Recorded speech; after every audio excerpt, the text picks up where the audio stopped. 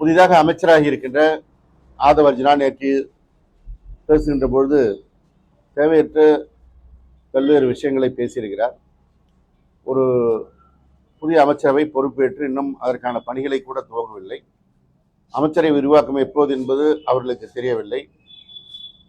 ஒரு தடுமாற்றமான சூழலில் அவர்கள் இருக்கின்ற நேரத்தில் என்ன சொல்லப்போனால் அவர்கள் மீது பொதுமக்களே குற்றச்சாட்டுகளை எழுப்புகின்ற ஒரு சூழலை ஆட்சி பொறுப்பு என்ற குறுகிய நாட்களில் 10 நாட்களில் அந்த சூழலை ஏற்படுத்தி கொண்டு தேவையற்ற வகையில் திராவிட முன்னேற்ற கழகத்தை விமர்சனம் செய்வதை தன்னுடைய வேலையாக வைத்துக் கொண்டிருக்கின்றார்.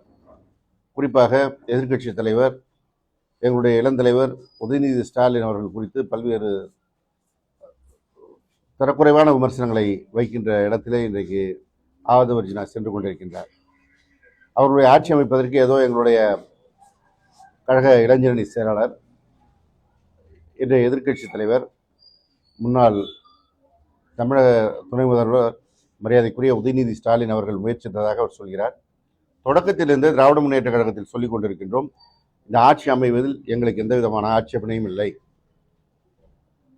கவர்னர் ஆட்சி அமைந்துவிடக்கூடாது, பாஜக எந்த விதமான நடவடிக்கையும் எடுத்துவிடக்கூடாது, ஆளுநர் விரைந்து அதற்கான நடவடிக்கை எடுக்க வேண்டும் என்று தொடர்ந்து நாங்கள் வலியுறுத்தி வந்தோம். எங்களுடைய மதசார்பற்ற முற்போக்கு கூட்டணியில் வெற்றி பெற்ற கூட்டணி கட்சிகள் தான் முதலில் அவர்களுக்கு அவருடைய ஆட்சி கவிழாமல் இருப்பதற்கான ஆதரவை தந்திருக்கிறார்கள். காங்கிரஸ் கட்சியை பொறுத்தவரை அவர்கள் முதலிலே சென்று விட்டாலும் மற்ற கட்சிகள் திராவிட முன்னேற்ற கழகத்தினுடைய அணியில் தான் நாங்கள் இருக்கிறோம், மதசார்பற்ற கூட்டணியாக நாங்கள் செயல்படுகிறோம் என்று கம்யூனிஸ்ட் கட்சிகளாக இருந்தாலும், விடுதலை சிறுத்தைகள் கட்சியாக இருந்தாலும், இந்திய யூனியன் முஸ்லீம் லீக்காக இருந்தாலும் தொடர்ந்து வெளிப்படையாக சொல்லி அவர்களுக்கு ஆதரவை தந்திருக்கின்றார்கள். அதே போல அவருக்கான வாழ்த்துக்களையும் திராவிட முன்னேற்ற கழகம் சொல்லி இருக்கிறது. ஆனால் அதையெல்லாம் விடுத்து ஏதோ அந்த ஆட்சி வருவதை உதயநிதி ஸ்டாலின் அவர்கள் தடுப்ப முனைந்தது போன்ற ஒரு குற்றச்சாட்டை வைத்துக் கொண்டு குதிரை பேர அரசியல் நடத்துகின்ற அவர்கள் இன்றைக்கு மீண்டும் இதே மக்களிடத்திலே அனுதாபம் பெறலாமா என்று முயற்சிக்கிறார்கள். அவர்கள் ஒவ்வொரு சம்பவத்தின் போதும் எப்படியாவது மக்களிடம் அனுதாபம் பெறுவது மாத்திரமே தங்களுடைய வழக்கமாக கொண்டவர்கள். இன்னும் வெளிப்படையாக சொல்ல வேண்டும் என்றால் கரூரில் நடைபெற்ற சம்பவத்திற்கு அவருடைய அலட்சியத்தால், அவர்களுடைய அதிகார ஆசையால், அகங்காரத்தால், ஆணவத்தால் 41 பேர் உயிரிழந்த நிலையில் அதற்கு பொறுப்பேற்க கூட முன்வராமல் அன்றைக்கும் சிஎம் சார் என்று ஒரு வீடியோ வெளியிட்டு மக்களுடைய கவனத்தை திருப்பினார். தேவையற்ற கட்சிகளுக்கெல்லாம் பதில் சொல்ல வேண்டாம் என்று நாங்கள் தவிர்த்த காரணத்தினால் அதையே தனது மூலதனமாக்கி பொதுமக்களிடத்திலே தொடர்ந்து ஒவ்வொரு விஷயத்திலும் ஏதோ அவருக்கான நெருக்கடியை திராவிட முன்னேற்ற கழகம் தந்தது போல முதலிலே கட்டமைத்து கொண்டு வந்தார். தேர்தல் நேரத்தில் ஆட்சி அதிகாரம் என்பது தேர்தல் கமிஷன் கையில் இருக்கும். அந்த நேரத்தில் அவர் பிரச்சாரத்திற்கு காவல்துறை அனுமதி கொடுக்காதை கூட திராவிட முன்னேற்ற கழகம் செய்தது போல சொல்லி வந்தார். வாங்கிய அனுமதியை கூட பிரச்சாரம் செய்யாமல் தவிர்த்தவர்கள் அவர்கள். ஆனால் ஒவ்வொரு முறையும் திராவிட முன்னேற்ற கழகத்தின் மீது சொல்லி வந்தார்கள். இப்பொழுதும் அதையே இப்படி பொய் குற்றச்சாட்டை அள்ளி வீசினால் நாங்கள் பேசாமல் இருப்போம் என்று நினைத்துக் கொண்டிருக்கிறார். இது குறித்தான விளக்கத்தை எல்லோரும் சொல்லியிருக்கிறார்கள், நாங்கள் மறுத்திருக்கிறோம். விடுதலை சிறுத்தைகள் கட்சி தலைவர் எழுச்சி தமிழர் தொல் திருமாவளவன் அவர்கள் விளக்கம் அளித்திருக்கிறார்.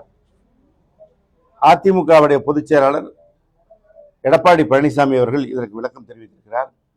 கம்யூனிஸ்ட் கட்சியின் மூத்த தலைவர் மரியாதைக்குரிய பேபி அவர்கள் இது குறித்து விளக்கம் அளித்திருக்கிறார். இப்படி எல்லோரும் விளக்கம் அளித்த பிறகும் மீண்டும் அதையே பேசுகிறார். ஒரு ஆட்சி அமைந்தால் அந்த ஆட்சி அமைந்த நேரத்தில் அந்த ஆட்சி அமைந்தனுடைய மகிழ்ச்சியில அதற்கான நடவடிக்கைகளை துவங்குவதுதான் ஒரு கட்சியுடைய நடவடிக்கையாக இருக்கும். ஆனால் இன்றைக்கு ஆட்சி அமைத்திருக்கின்ற தாவக என்பது அவர்கள் எதிர்பார்த்த ஒரு சூழல் அமையாமல் ஒரு தொங்கிய நிலையிலே அவர்கள் இருக்கிறார்கள், மற்றவருடைய ஆதரவை தேடிய நிலையில் இருக்கிறார்கள். அந்த நிலையிலே அவர்கள் மற்றவர்கள் மீது குற்றம் சுமத்தி இதன் மூலம் மக்களிடத்திலே மறுபடியும் அனுதாபத்தை தேடிக்கொள்ளலாம் என்ற முயற்சியில் தான் இது ஆதவ அர்ஜுனுடைய பேச்சு இருக்கிறது. ஆனால் சட்டமன்றத்தில் எங்களுடைய திராவிட முன்னேற்ற கழகத்தின் சட்டமன்ற கட்சி தலைவர், தமிழ்நாடு அரசினுடைய எதிர்க்கட்சி தலைவராக இருக்கிறார் மரியாதைக்குரிய உதயநிதி ஸ்டாலின் அவர்கள் எழுப்பிய கேள்விக்கு இன்னும் பதில் சொல்லவில்லை. அதே போல சட்டமன்றத்தில் தேசிய பொறுப்பு திராவிடர் கழகத்தின் பொதுச்செயலாளர் மரியாதைக்குரிய பிரேமலதா விஜயகாந்த் அவர்கள் எழுப்பிய கேள்விக்கும் பதில் சொல்லவில்லை. அங்கே பல்வேறு குரல்கள் இதை ஒட்டியே எழுந்தன. இந்த அரசு குதிரை பேரம் நடத்தி தான் தங்களுடைய மெஜாரிட்டியை நிரூபிப்பதற்கு துடிக்கிறார்கள். நானே கூட அன்றைக்கு பேட்டியில் சொல்லியிருக்கிறேன், அவர்களுக்கு தேவையான ஆதரவு 120 என்கின்ற எண் வந்துவிட்டது. ஆனால் அதற்கு மேலும் அதிமுகவை உடைத்து அதன் மூலமாக இன்றைக்கு தங்களுடைய எண்ணிக்கையை கூடுதலாக்குவதற்கு துடிக்கிறார்கள். திராவிட முன்னேற்ற கழகத்தை தீய சக்தி என்றும் அதிமுகவை ஊழல் சக்தி என்றும் சொல்லி தாங்கள் தான் தூய சக்தி என்று சொன்னவர்கள் இன்றைக்கு அரசியல் அதிகாரத்திற்காக அதிமுகவை உடைக்கின்ற பணியை வெளிப்படையாக செய்திருக்கிறார்கள். அந்த கட்சிக்கு பொதுச் செயலாளர் இருப்பவர் எடப்பாடி பழனிசாமி, சட்டமன்ற கட்சி தலைவர் எடப்பாடி பழனிசாமி. ஆனால் அவரை விடுத்து சி.வி. சண்முகம் என்கிற முன்னாள் அமைச்சர் தலைமையிலாக இருக்கின்ற குழுவை போய் விஜய் சந்தித்தார். இன்னும் சொல்ல வேண்டும் என்றால், திராவிட முன்னேற்ற கழகம் தலைவர் முன்னாள் முதலமைச்சர் மாண்புமிகு மு.க. ஸ்டாலின் அவர்களை சந்தித்து அரசியல் நாகரிகம் ஏற்படுத்துகிறேன் என்று சொல்லி எல்லா கட்சி தலைவர்களையும் சந்தித்தார். இப்போது அதிலேயே சந்தேகம் வருகிறது. சி.வி. சண்முகத்தை நேரடியாக சந்தித்தால் அதில் குற்றச்சாட்டு எழுந்து விடுமோ என்பதற்காக தான், ஒரு தற்காப்புக்காக அரசியல் நாகரிகம் என்ற பெயரிலே ஒரு மற்ற கட்சி தலைவர்களை சந்தித்தார். அப்படி அவர் சந்தித்திருந்தால் அதிமுகவில் முன்னாள் முதலமைச்சர் எடப்பாடி பழனிசாமி அவர்களை முதலில் சந்தித்திருக்க வேண்டும். அதே போல தேசிய முற்போக்கு திராவிடர் கழகத்தினுடைய பொதுச்செயலாளர் பிரேமலதா விஜயகாந்த் அவர்களை சந்தித்திருக்கின்றனர். ஆனால் இவர்களை எல்லாம் சந்திப்பதை தவிர்த்துவிட்டு சி.வி. சண்முகத்தை சந்தித்திருப்பது அந்த கட்சியை உடைத்து அந்த சி.வி. சண்முகம் தலைமையிலே ஒரு அணியை திரட்டி அதன் மூலமாக தங்களுக்கு எண்ணிக்கை அதிகப்படுத்திக் கொள்வதற்காகத்தான் என்பது வெளிப்படையாக தெரிய வந்திருக்குது. இதனை இன்றைக்கு எல்லா கட்சியை சேர்ந்தவர்களும் விமர்சித்துக் கொண்டிருக்கிறார்கள். அதே போல அமமுகவுடைய உறுப்பினர் காமராஜ் அவர்களை அந்த கட்சியினுடைய பொதுச் செயலாளர்களுடைய அனுமதி இல்லாமல் நேரடியாக அவரிடத்தில் ஆதரவு கேட்டு அவரை கூப்பிட்டு வந்து அது குறித்து டிடிவி தினகரன் அவர்கள் பல்வேறு விமர்சனங்களை எழுப்பி, காமராஜும் தான் தாவேக ஆட்சிக்கு ஆதரவு தரவில்லை என்று சொல்லி கவர்னர் மாளிகைக்கு சென்றவர் சட்டமன்றத்திலே வந்து நான் இந்த கட்சிக்கு ஆதரவு என்று சொல்கிறார் என்றால் வெளிப்படையாக இது குதிரை பேரம் தான் என்பதை வெளிப்படுத்தி இருக்கிறார்கள். இப்படி எல்லா விதத்திலும் செய்துவிட்டு ஆதவர்ஜுனா இன்றைக்கு தேவையற்ற பேச்சுக்களை எல்லாம் பேசி வருகிறார். அரசியல் களம் என்பது இன்றைக்கு இருப்பது போல் நாளைக்கு இருக்காது, நாளை இருப்பது போல் நாளை மறுநாள் இருக்காது, என்ற நேரத்தில் மாறக்கூடியது. ஆட்சிக்கு வந்து அமைச்சர் என்ற பதவியில் அமர்ந்தவுடன் ஒட்டுமொத்த தமிழகமும் தன் காலடியில் வந்து விட்டது போல் ஆதவர்ஜுனா நினைத்துக் கொண்டிருக்கிறார். ஒருவேளை தாவேக்கா அவர் கொடுத்த பணத்திற்கு அவரிடத்துல கட்டுப்பாட்டில் இருக்கலாம், ஆனால் தமிழகம் முழுவதும் அவர்கள் கட்டுப்பாட்டிலே இல்லை என்பதை அவர் மனதிலே கொள்ள வேண்டும். ஆட்சி அதிகாரம் இன்றைக்கும் நிலைத்திருப்பதில்லை. அது அந்த அதிகாரத்தை இன்றைக்கு வந்துவிட்ட காரணத்தினால் தேவையற்ற விமர்சனங்களை வைக்கிறார். சட்டமன்றத்திற்கு வந்து நாங்கள் பேசாமல் கட்டுப்பட்டு இருந்தோம் என்கிறார். பேசுவதற்கு அவரிடத்திலே பதில் இல்லை. அதன் காரணமாகத்தான் தாவேகா கட்சியினர் சட்டமன்றத்திலே பெரும்பான்மை பலத்தை நிரூபிக்கின்ற அன்னைக்கு அமைதியாக இருந்து விட்டார்கள். முதல்வர் விஜய் அவர்களும் சட்டமன்றத்தில் பேசாமல் வீட்டுக்கு போய் அங்கே ட்விட்டரிலே பதில் போடுகிறார் என்றால் களத்தில் நின்று பதில் சொல்வதற்கு அவர்களிடத்திலே தகுதி இல்லை, அருகதை இல்லை, அதற்கான நேர்மை இல்லை. அதன் காரணமாகத்தான் அங்கே போய் பதில் சொன்னார்கள். இன்றைக்கு அதை பூசி மொழுவதற்காக, மறைப்பதற்காக ஆதவர்ஜுனா இங்கே பேசுகிறார். சட்டமன்றத்தில் பேசினால் பதில் வரும் என்பதனால் தன்னுடைய தொகுதியில் போய் பேசுகிறார். நான் ஆதவர்ஜுனாவுக்கு சொல்லிக்கொள்வேன், இது உங்களுடைய தொழில் சாம்ராஜ்யம் அல்ல, இது தமிழ்நாடு, சுதந்திர தமிழ்நாடு. எங்களுடைய மாண்புமிகு உதயநிதி ஸ்டாலின் அவர்கள் சொன்னது போல 35% கொண்டு ஒரு ஆட்சிக்கு வந்திருக்கிறீர்கள். நீங்கள் அந்த சதவீதத்தை வைத்துக் கொண்டிருக்கின்ற போது உங்களிடத்தில் இருக்கின்ற உண்மையான எண்ணிக்கை 107. 234 பேர் கொண்ட சபையிலே 107 பேரை வைத்துக்கொண்டு ஏதோ 160 பேர் 170 பேர் ஒட்டுமொத்தமாக ஜெயித்து ஒரு பெரிய பெரும்பான்மையிலே வந்தது போல் பேசிக் கொண்டிருப்பது என்பது ஒரு நாகரிகமற்ற செயல், முதிர்ச்சியற்ற செயல். ஆட்சி அதிகாரத்தில் வந்து அதற்கான பணிகளை இன்னும் துவங்கவில்லை. நீங்கள் பொறுப்பேற்ற பிறகு யாருக்கு எந்த துறை என்று இன்னும் தெரியவில்லை. எந்த அதிகாரிகளத்தையும் அமைச்சர்கள் எந்த பணியையும் துவங்கவில்லை. முதலமைச்சர் 2 கூட்டங்களை நடத்திவிட்டு ஏதோ இன்றைக்கு தமிழகத்தில் எல்லாவற்றையும் செய்வது போல ஒரு மாயை காட்டுவதற்கு முனைகிறீர்கள். முதலில் இந்த ஆட்சி அமைவதற்கான பணியை நீங்கள் முழுமையாக துவக்குங்கள், மக்களுக்கான பணியை செய்யுங்கள். அதை விடுத்துவிட்டு ஏற்கனவே ரீல்ஸிலே பெண்களை விட்டு அனுதாபம் தேடுவதை போல நீங்களும் அதே பணியை செய்யாதீர்கள். மக்களுக்கு கொடுத்த வாக்குறுதிகளை நிறைவேற்றாமல் அந்த வாக்குறுதிகளை நீங்களே நிறைவேற்ற தேவையில்லை என்று உங்கள் கட்சி பெண்களையே ஏதோ பொது மக்கள் போல பேச வைத்து அதை மீண்டும் தேர்தலுக்கு முந்தைய அரசியல் இன்ஸ்டாவிலே செய்த ரீல்ஸ் அரசியலை மீண்டும் செய்ய துடிக்கிறீர்கள். தமிழ்நாட்டு மக்களிடத்திலே அது எடுக்காது.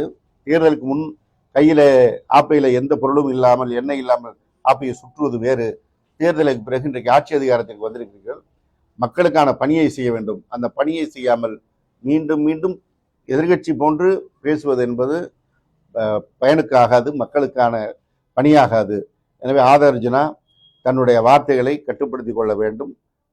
தங்களுடைய கட்சி வெற்றி பெற்றிருக்கிறது என்று அந்த எண்ணம் இருந்தால் அந்த மக்களுக்கான சேவையை செய்ய வேண்டும் என்று இந்த நேரத்தில் திராவிட முன்னேற்ற கழகத்தின் சார்பில் வலியுறுத்தி தெரிவித்துக் கொள்கிறேன். முன்னாள் முதல்வர் மு.க.ஸ்டாலின் வந்து ஒரு சந்திப்பு, நிர்வாகிகள் சந்திப்புல ஒரு விஷயம் சொல்லியிருக்காரு. அதாவது நீடிக்க போறதில்ல, இந்த ஆட்சி விரைவில் கூட கரையலாம், அதுக்கான வாய்ப்பு இருக்குன்ற மாதிரியான ஒரு வார்த்தையை பயன்படுத்தியிருக்காரு. அப்ப அந்த மாதிரியான சூழலும் இருக்கா? அதாவது எடுத்தவொடனே விஜய் செய்த முதல் பணி என்ன? அவருடைய அரசுக்கு அவருக்கு ஒரு தனி அதிகாரியை, ஸ்பெஷல் ஆபீசரை நியமிக்கிறார். அவர் நியமிக்கப்படக்கூடாது என்று எங்கிருந்து முதலில் குரல் வந்தது? விடுதலை சிறுத்தைகள் கட்சியிலிருந்து வந்தது, கம்யூனிஸ்ட் கட்சிகளிடத்திலிருந்து வந்தது, காங்கிரஸ் கட்சியிலிருந்தே வந்தது. அப்படி ஆதரவு கொடுக்கிறவர்களுடைய நிலை அறியாமல் இவர்கள் ஒரு அரசினுடைய செயல்பாட்டை துவங்கி இன்றைக்கு எதிர்ப்பை சம்பாதித்திருக்கிறார்கள்.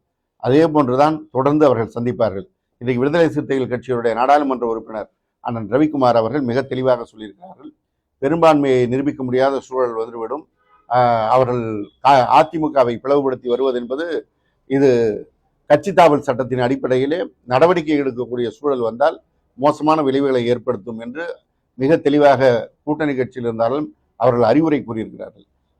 இப்படி அரசியல் நடைமுறை என்னவென்று தெரியாமல் ஒரு அரசியல் கட்சி என்று இல்லாமல் திரைப்படத்துறையில் இருந்த அதே எண்ணத்திலே இன்றைக்கு ஆட்சியை நடத்தி கொண்டிருக்கின்ற காரணத்தினால் அவர்கள் கூட்டணி கட்சியினுடைய எதிர்ப்பையும் சம்பாதித்துக் கொள்வார்கள், பொதுமக்களுடைய எதிர்ப்பையும் சம்பாதித்துக் கொள்வார்கள் என்ற காரணத்தினால்தான் இன்றைக்கு எங்கள் தலைவர் தளபதி மு.க.ஸ்டாலின் அவர்கள் இந்த கருத்தை தெரிவித்திருக்கிறார். நீங்க சொல்றீங்க கூட்டணி கட்சியுடைய எதிர்ப்பை வந்து சம்பாதிச்சுக்கிறாங்கிற மாதிரி. இப்போ வந்து உங்க திமுக தலைமையிலான கூட்டணியில இருந்து தான் இந்த 8 எம்எல்ஏக்களுடைய உதவி கிடைச்சது, காங்கிரஸ் சரியா போனதுனாலும். இப்போ ஒருவேளை திமுக எதிர்ப்பு நடவடிக்கையை அவங்க தொடர்ந்து பண்ணிட்டு இருக்கும் பொழுது இவர்கள் அவங்களுடைய ஆதரவை வாபஸ் வாங்கறதுக்கு வாய்ப்புகள் இருக்கா? இல்ல, அவர்களை பொறுத்தவரை மிக தெளிவாக சொல்லியிருக்காங்க. இங்கே குடியரசுத் தலைவர் ஆட்சி வந்துவிடக்கூடாது, பாஜகவுடைய எண்ணம் நிறைவேறக்கூடாது என்பதற்காக தான் சொல்லியிருக்கிறார்கள். ஆனால் பாஜக செய்கின்ற செயலையே அவர் விஜய் செய்ய முனைகின்றால் அவருடைய எதிர்ப்பை அவர் சம்பாதித்துக் கொள்ள வேண்டிய நிலைதான் வரும்.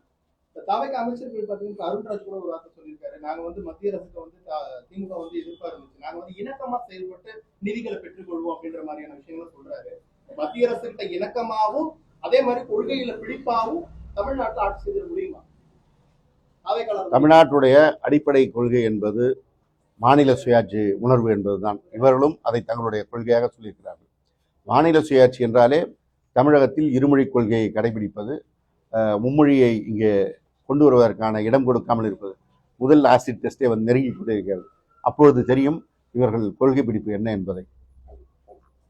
நன்றி.